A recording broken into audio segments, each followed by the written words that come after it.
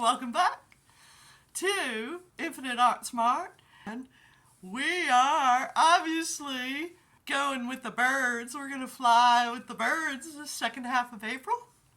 And that was Bobby Day's Rockin' Robin. And come on and kick back. We've got a fun show tonight. We've got lots of funny stories too to catch up with. And last show we have still to receive the identity of the mystery guest. Thank you everybody for entering my contest. I had a great response to that, and I'm sending them off to the judges tomorrow because you still have until midnight tonight. This is April 30th to enter, and only $3 an entry. So awesome, right? Let's promote ourselves as artists and the beauty and joy of art in our life. All right, so let's talk about what was funny. Let's talk about birds since we are featuring them. Wasn't that awesome, that cover of Bobby Day's album and Rockin' Robin? He had these birds on there. So cool.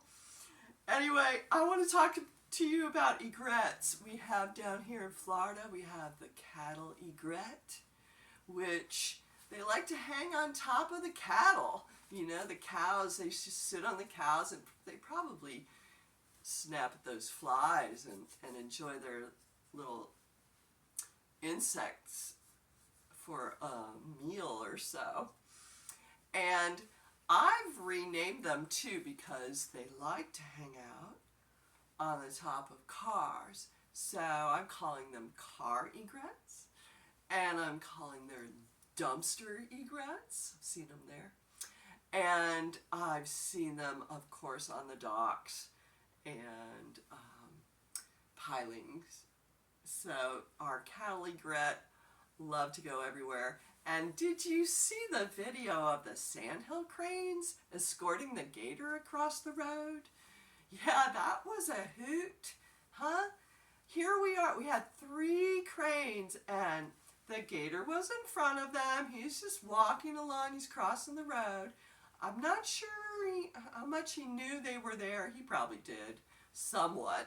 Although, I mean, I would think they wouldn't have gotten as close as they did. But they are so used to crossing the road, and it looked like they were trying to herd the gator to get across the road before the cars came. And they started to do this thing with their wings, and I learned, somebody told me, that's actually a defense mechanism. So maybe they were defending the gator from the cars that were now visible coming their way. Anyway, the gator got confused, I think, and he starts to do a U-turn. And he completely turned around, and now all the 3 cranes are doing this with their wings. So he does a complete U-turn and goes the opposite direction. I think they said, oh, well, forget it. You know, we're going to cross the road. There's only a few more steps to go. And the gator completely crossed the road the other way and went back into the water. I think that's how it played out. But anyway, it was really, really something to see. And thank you to whoever captured that on their camera. So it was a nice sized gator too. It was a medium sized gator, you know, but they're more afraid of people than we should be of them. Although the great big ones, the huge ones, they'll go after you, and especially if they're hungry or they got young ones and they're hatching their eggs and they're protecting their young ones, they're going to do whatever it takes, you know. And maybe somebody like a size like me would be a good meal. So you have to be careful down here.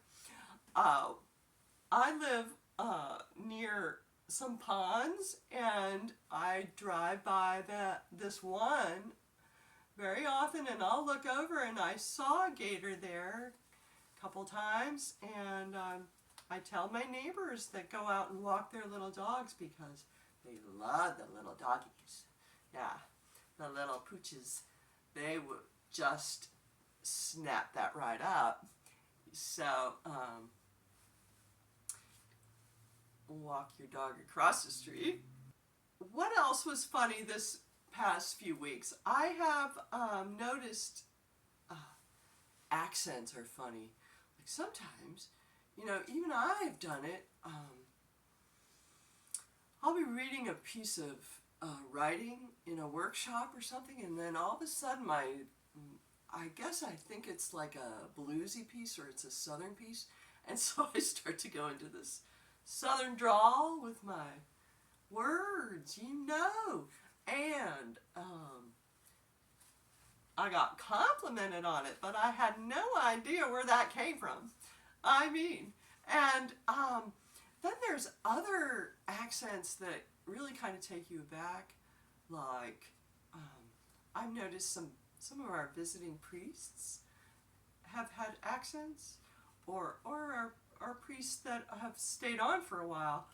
They're from Poland or some Slavic country, and they have this accent.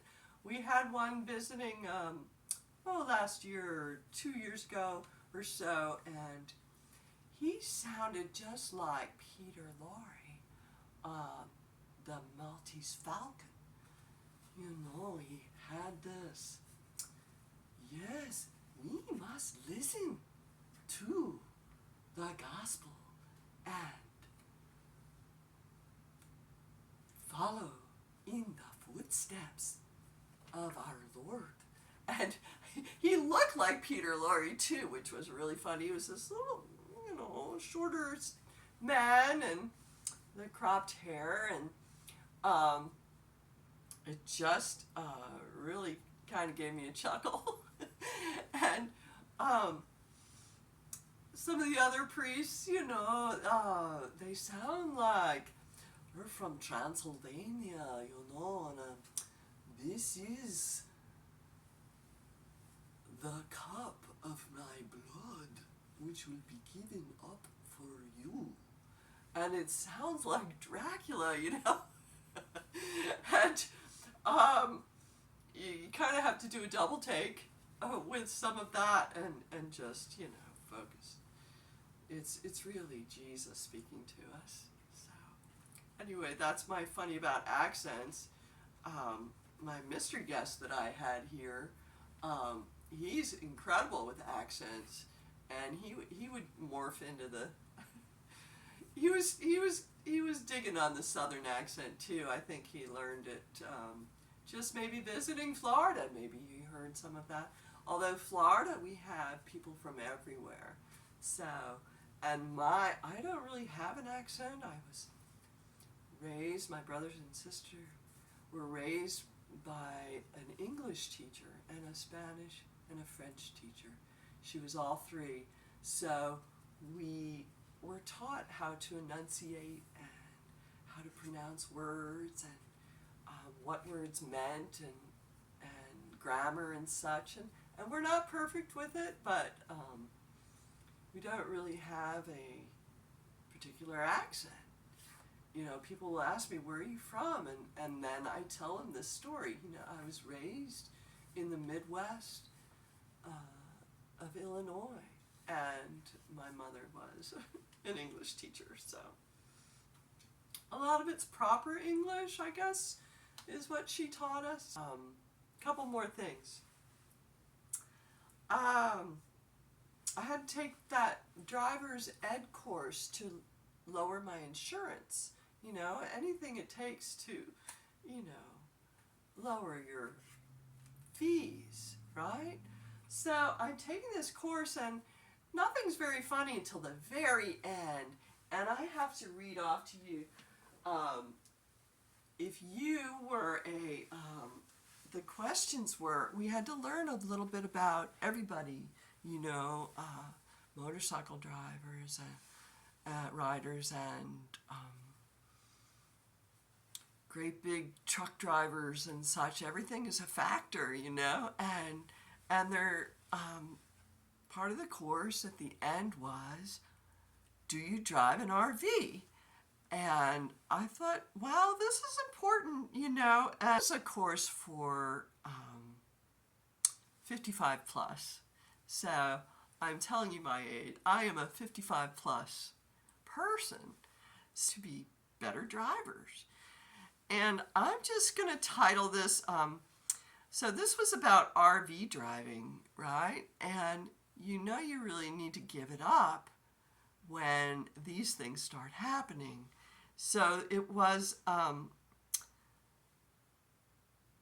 it says, look at these 8 signs of trouble to determine if you might consider it's time to stop having an RV and driving this great big camper recreational vehicle, which, so number 1, if you have a pattern of close calls, such as violations, collisions, near misses, even if they are minor.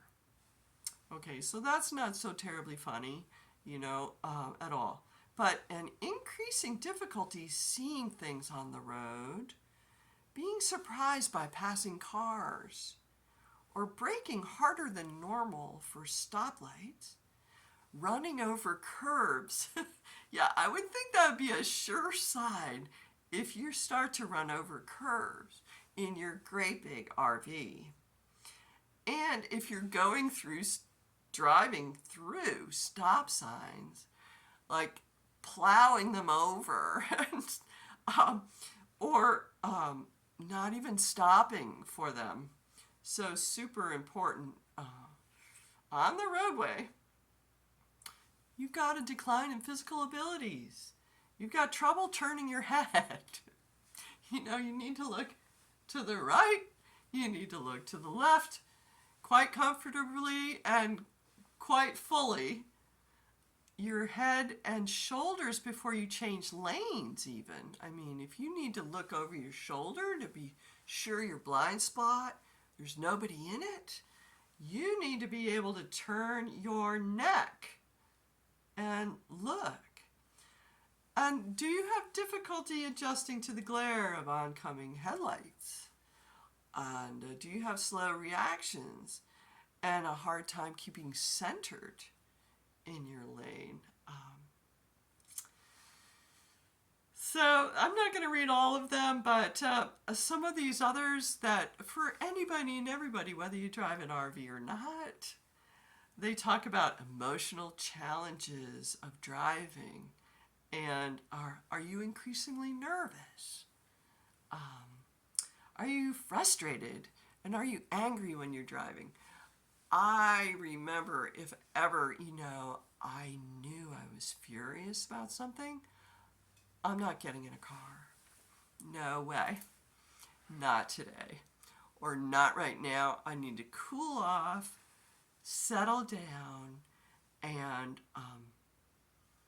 then get in my car and drive and pay attention to the road. A couple of the other things that they mentioned is increased confrontations with other drivers. Are people honking their horn at you a lot? Are they tailgating or passing aggressively? I mean, these are little clues that it might be time to stop. Other mental abilities, like are you getting confused sometimes in your simple driving situations? Are you getting lost when you really shouldn't be? Are you no longer turning on your turn signals? Or are you just going, oh, I got to take a turn here and turn? Are you using your mirrors? Are you hitting the accelerator instead of the brake? Oh, man, that would be bad, eh? That would be really super bad if you get those pedals mixed up. So, a little bit humorous, but serious, funny, but not so funny, somewhat here and there. Um, what really cracked me up was just reading that you're going over the curbs and you're driving through a stop sign, and I just, I see them here and there. I see stop signs that are completely bent over and, parallel with the road. So, it's time to give it up when things like this are happening. Okay, a couple more funnies. The golf commentary. I like to watch golf. It's so relaxing. And just recently, one of these pros. I mean, sometimes it just doesn't go where you want it to. And this ball went into the woods. And I mean, into the woods. It was amazing, though, that this pro golfer, he was able to hit it out of there. But the commentary was hysterical because they were like, oh, is this where the swamp creature is? And I'm thinking, yeah. Or the Sasquatch or something, you could, like, the woods, there's trees and there's vines and roots and everything, And he had this very small window to clear, and he did. He actually got it up to the green with that shot, or near the green, and his partner, this was partner golf, where you had a buddy and his partner hit it in the hole, so they very low par. It was like a par 5 or something, and they got 3. And anyway, it was incredible. Okay, one more funny. The other day, I'm driving to a usual place I like to go, and there are homeless people, usually homeless men. So on my way to this particular place, I saw a homeless man, and he was quite tall, and he looked very fit. He looked fine. He looked like he could have been a model. And then on my way back home from this place, I saw another one, and he definitely looked like a model. He looked like an older model. He had salt and pepper hair and a little beard, but he was in these athletic clothes. He looked so sporty, and he looked like he was modeling clothes to cycle in or something. I mean, and he was a nice looking man. It took me aback. Maybe some model scouts can head out on the roadways, and you would find some potential models for your clothing.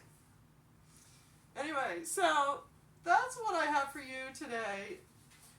Let's segue to our birdies. As you see here, I've got some wonderful art. I've had this up before. It's still available. And I know a bit more about it now, and I want to tell you. So this center one is an eagle owl. And I'm going to move back here and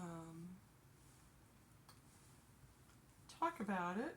The scientific name for this is the Bubbo maximus, and this was done by the artist Edward Lear. And this artist, John Gould, did a sketch of Edward Lear's piece.